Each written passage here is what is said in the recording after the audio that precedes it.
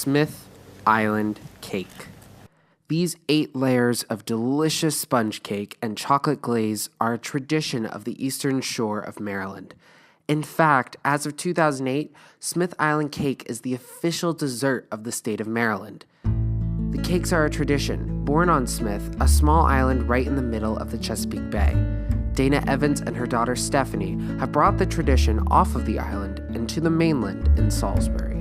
We opened up our bakery 14 years ago. My mom and I, we moved up from Smith Island and thought it was an interesting thing to get into, and here we are 14 years later. She learned to make it from my grandmother and then just made it the whole time I grew up, so I would say it was passed down from her mom and maybe grandmother as well. Smith Island is made up of 3 different islands, Ewell, Rhodes Point, and Tylerton. I lived on Ewell growing up, and I loved going down to Tylerton, playing with my cousin, going to stay down to my grandmother's house. I do miss it being over there. People are close on Smith Island, so close that they've even developed their own form of talking. We talk backwards. They call it talking backwards. They do backward talk. You saw a nice car, you'd say something like, "That's an ugly car," and that means that car's like really nice looking. Now, on the other hand, if they said, she ain't ugly none, that might mean she's kind of ugly. They say it's the Queen's English, or what is actually proper English. We use a lot of ain't got no's, and example of a couple of the words, asparagus is spaugrus, and or Sheena heading it, and Sheena heading it means that she's going really fast. Some of these words they probably made up 10 years ago. Others, man, you'll find them in dictionaries from the 1300s, so it's mixed.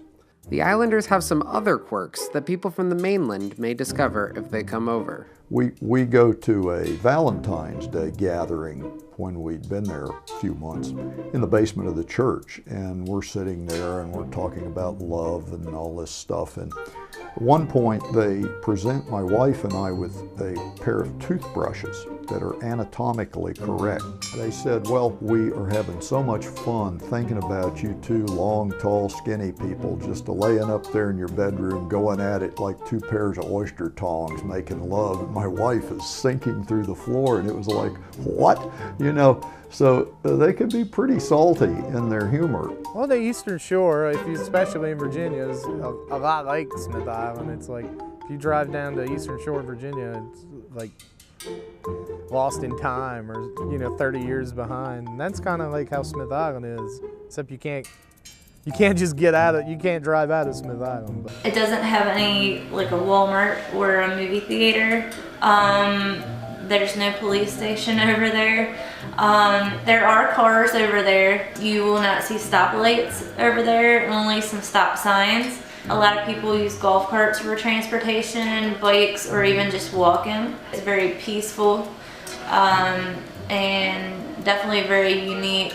Growing up over there, it is the perfect place to be a child. Going down to my grandmother's house, we would use little jars and put some bread in it and go catch minnows, but we called it minnowing. There was minnowing, definitely.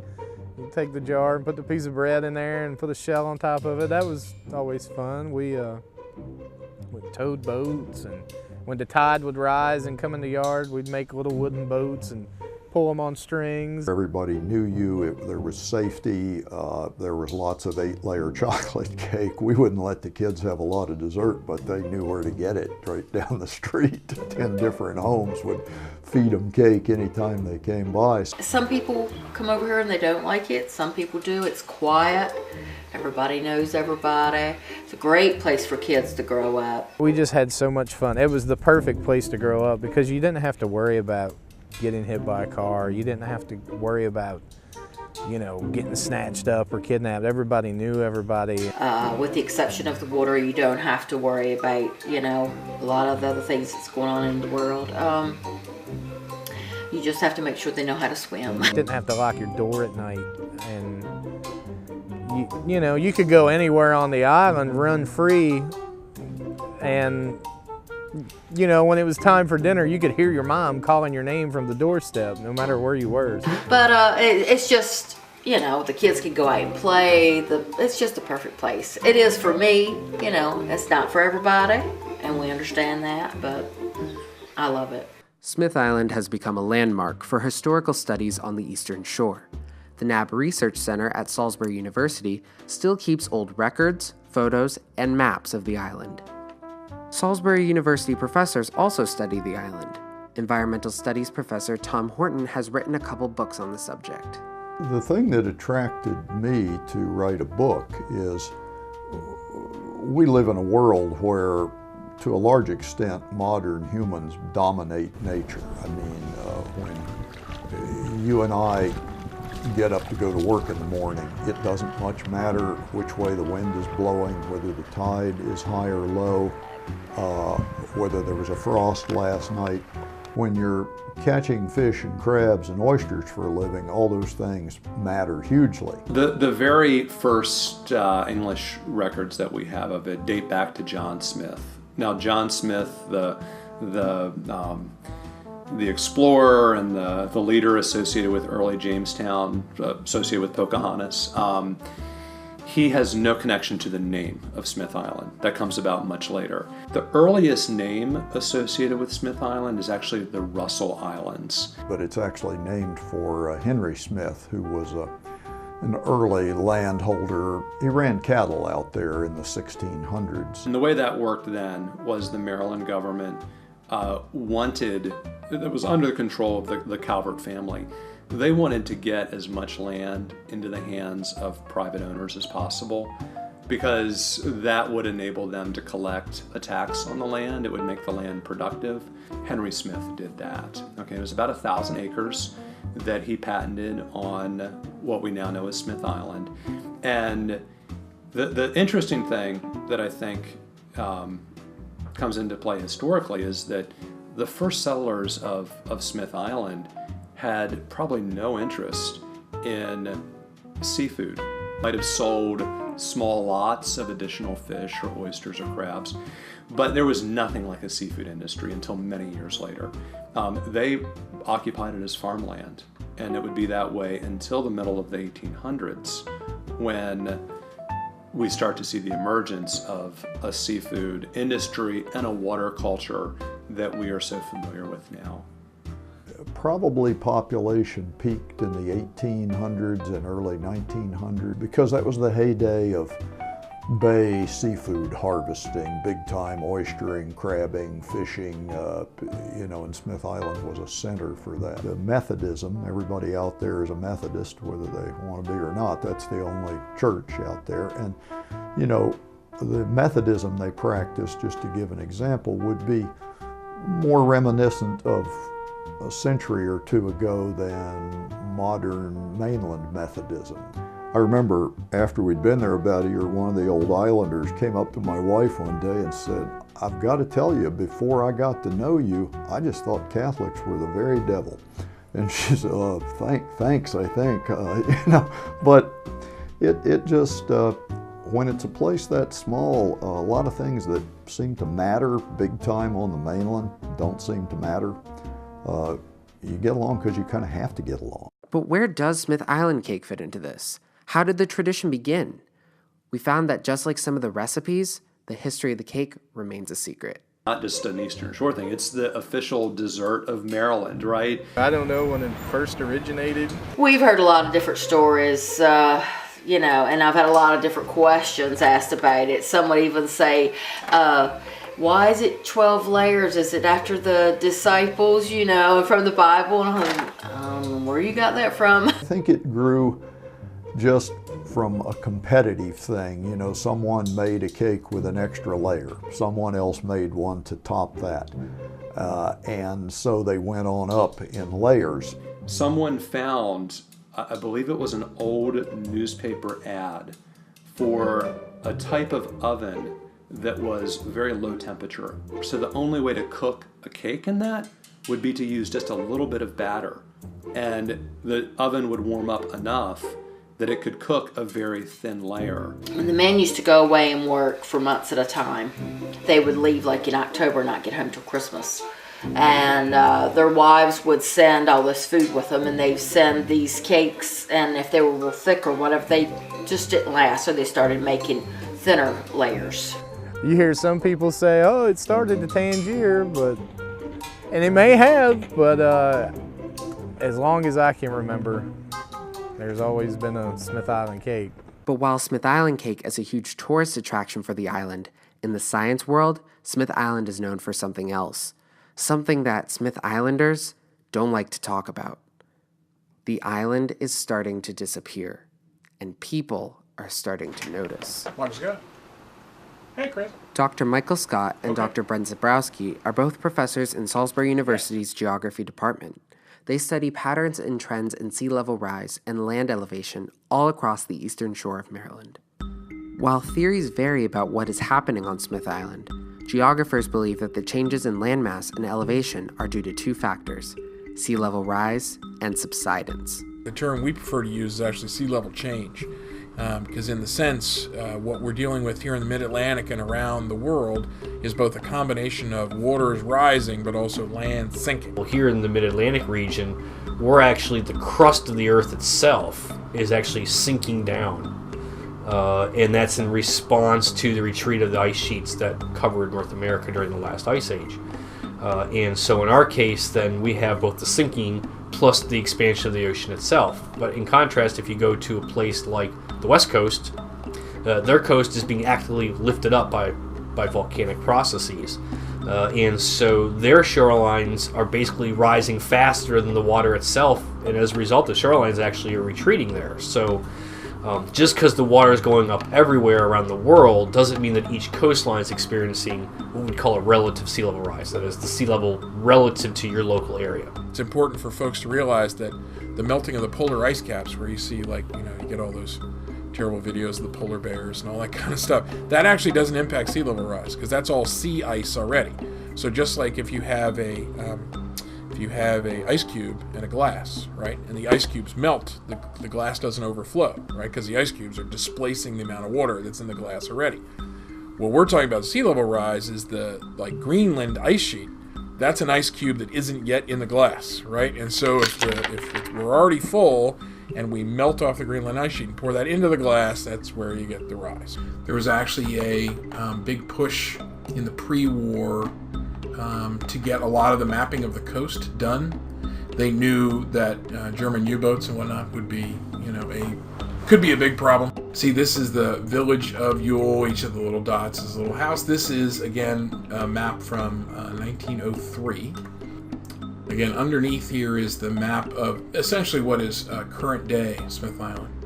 But one of the things that's really interesting is how the overall marsh complex and the width of the rivers that are inside are changing. But now that's all gone. This is the area known as Rhodes Point. Again, Ewell was here, and it takes us a good solid few hundred feet to get to the edge of the marsh today. Here's Ewell again, where the boat comes in, right down there on the dock. What we're predicting for Ewell by 2050, mean sea level looks considerably different. Right? So we're predicting 2.1 feet, a little bit over 2 feet in the next 35 years is predicted in terms of rise. And this is at mean sea level. This is not high tide, this is not low tide. But obviously this is considerably wet and will make a good chunk of the island be uninhabitable. This is part of what they're really worried about in terms of the future of the island. Then by 2100, current predictions are about 5.5 feet of sea level change, at which point the island by then would be uninhabitable. There won't be anywhere to go sea level. The sea will have claimed it. The islanders are not convinced. What I don't like is that the worldwide community wants to make us the poster child for global change and climate change and global warming. And what you're seeing in places like Smith Island is that these folks have very strong cognitive dissonance. They do not want to admit, and nor do you blame them, that this very special thing that they have is being lost. We are not as damaged as people would think. We do have damage. I mean, I don't want to sound like we didn't, but as a true island, what happens is the water and the winds wash over the island, and it has places to go. So when that water's coming through, it still may be high and come over the island, but it keeps on going. On the mainland, it beats against it, and it has nowhere to go, so it shoves it all up, and it does the damages. What we are concerned about, and it's nothing that we can help, is when you hear a hurricane coming and it has a tidal surge. Anything above a 6-foot tidal surge, we need to evacuate, because there's no guarantee. The surge is what does the damage. It goes up into the bay, and then it comes back down, and it rushes through and takes out it could do damage to us. So, Whether or not sea level rise is affecting the island or not, one thing is for sure: both islanders and geographers are noticing a change. I think the range of opinions on the island are as varied as the people that are there. we have an erosion problem. No ifs, ands, or buts about it. We have an erosion problem. I get it, and there's definitely erosion happening. You see it everywhere. It used to be, you almost could walk to Tangier when I was a little kid. I mean, it seemed like it was obviously probably a couple miles from being able to do it, but it seemed like you could almost walk down there. And a lot of those little islands and little beaches have washed away, but it's a sad thing. It's sad that you know, it could all come to an end. Smith Island's got nowhere to go. That's the problem. There are very few other places exactly like Smith Island, which is why it's so special, because it is this island community in the middle of this large estuary. There aren't many of those, right, anywhere on the east coast of the United States. Most of them have been given up to development or from erosion and sea level rise long in the past. So they are unique. On the one hand, you know, we recognize Smith Island as a very unique place. It has a very unique culture.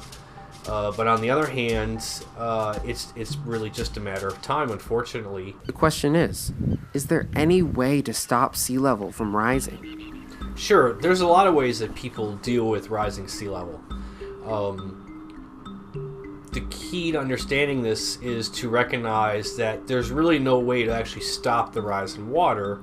What you're really trying to do is mitigate the effects of that rising water on the coastline, on the shore, on the land. Commonly people will build things like seawalls, which is really meant to protect the coast. In other areas, people have elected to raise the land up. There's a number of methods you could take to protect the coast, but ultimately you're really just kind of delaying the inevitable unless you just keep building a taller and taller wall. Ultimately, that money comes from the taxpayers of Maryland, and we have to ask ourselves hard questions about, is this the best use of our money? What is the benefit that Smith Island provides the citizens of the state of Maryland who pay taxes? Yeah, they definitely still have time. I don't think anybody's saying they need to move tomorrow, but little by little the shoreline gets eroded even more each year, and it gets harder and harder to kind of maintain the utilities and the roads and that kind of situation. So I have a feeling what they're going to find is that sooner or later they're just not going to get much more help from the state. So they're going to need help. They're going to need support from the rest of us who are going to be very sympathetic to their plight. How we respond to that probably will begin to be the model of how we're going to deal with all these other coastal communities that are not as vulnerable as Smith Island is yet, but will be in the next several decades, right? So we'll have to see. However, no matter what happens to the physical island itself, the culture will hopefully live on through tradition. Tradition is what built the island, and it remains there to this day, and hopefully far into the future. That tradition includes Smith Island cake. I think that if people think about a Smith Island cake and then think about insofar as they think about it more than just being something that's really good, right? Really fun to eat. Why are these so darn good? And they actually associate it with some island that was out in the bay, and this is 100 years from now, and there either are no people left on Smith Island or a handful, and it somehow evokes a memory of the place, or at least an association that there was at one time this small culture that was there. I see that as a positive thing. No, I think it's a good thing.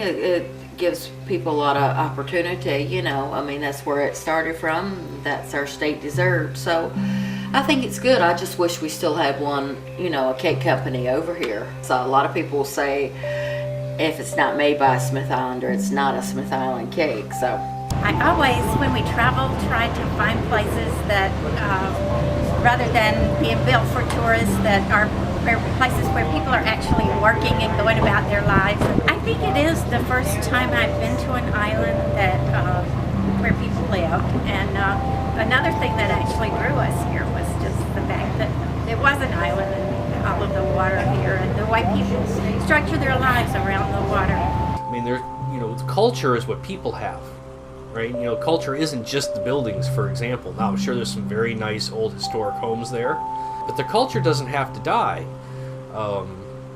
So I don't think that the end of Smith Island has to mean the end of Smith Island's cultural history. These things can be preserved if people are willing to take the time to move them to someplace safer, so they're never forgotten, even if the actual place that's Smith Island eventually disappears. Well, I think about, I grew up in Alabama, in a place where my parents live still.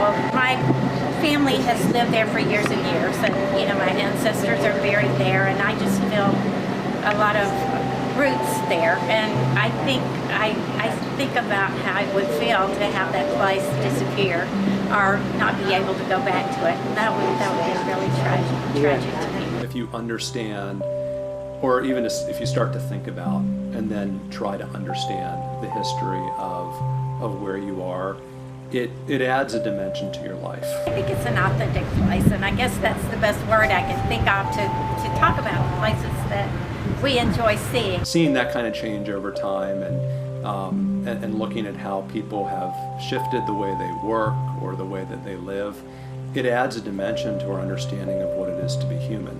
And again, that's again very abstract, but in the end, it's one of the reasons we study history. It's one of the fundamental reasons, is to understand what it is to be human.